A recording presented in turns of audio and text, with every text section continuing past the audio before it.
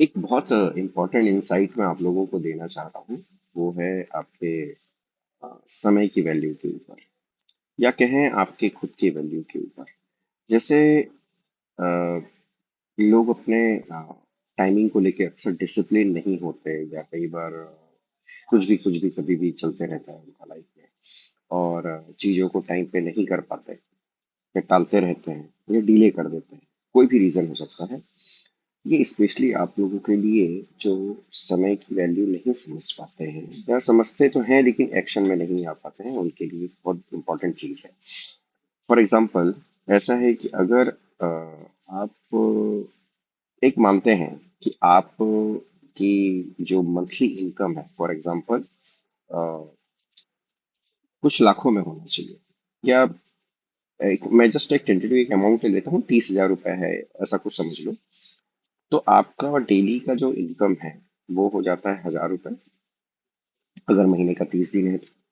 अब इसमें ऐसा है कि ये डेली के बेसिस पे 1,000 रुपए है, पर आपका ये 24 घंटे में अगर आप इसको कन्वर्ट कर दो, तो जो वैल्यू आएगा वो आपके हर एक घंटे का वैल्यू आएगा, और उसी से डिवाइड करते जाओगे तो ये हर एक मिनट का वैल्यू आएगा।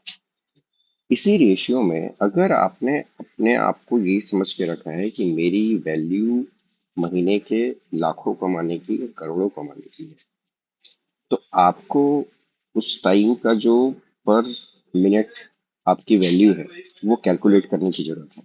तो जब भी आप ये देखेंगे कि आपने 1 मिनट रील देख लिया, या टाइम वेस्ट कर दिया, या इधर उधर कर दिया, जो भी इसमें आपका टाइम पास हुआ, आप ये समझिए कि आपने उसको खर्च कर दिया, और आपको ये वर्कआउट करने की जरूरत पड़ेगी उस समय कि ये सही जगह खर्च हुआ है या नहीं हुआ है। क्योंकि ये होगा, जैसे आपके हाथ में कोई पैसा होता है तो आप ये सोचते हैं ना कि ये सही जगह खर्च हो रहा है, गलत जगह खर्च हो रहा है। सेम वे में आपकी टाइमिंग ही है। तो आपको उसको पैसे से अगर रिलेट करेंगे, आपको एकदम से झटका लगेगा। आप ये समझ लीजिए कि अगर आप मान लो लाख रुपए महीने का कमाते हैं, तो डेली बेसिस पे लगभग 3,000 का आएगा। घंटों के हिसाब से देखेंगे तो फिर उसका रेशियो जो है कुछ 100 एंड समथिंग आएगा मेरे ख्याल से। और उसके हिसाब से अगर आप देखेंगे तो हर एक घंटे का आपका 100 रुपए का खर्चा अननेसेसरी होगा।